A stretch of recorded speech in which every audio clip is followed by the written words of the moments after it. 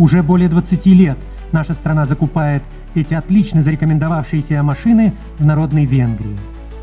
Пройдет немного дней, и эта новая партия Икарусов поступит в автопарки советских городов.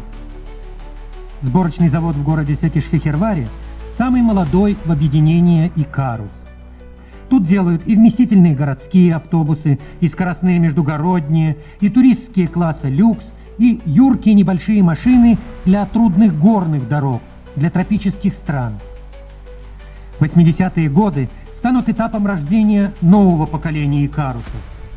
Одну из первых новинок этого десятилетия мы увидели в цехе Секиш-Фехерварского завода. Выпускается она в кооперации с Чехословакией. Небольшой автобус на 22 пассажира найдет широкое применение и в городе, и в деревне. К особенностям новинки, ее назвали «Миди», относится и то, что кузов машины почти целиком пластмассовый. Скоро «Миди» и «Икарусы» начнут сходить с конвейеров завода в Секиш-Фехерваре.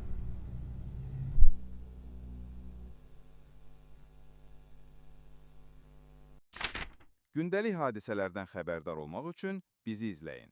Söz altında yox, göz altıda qalın.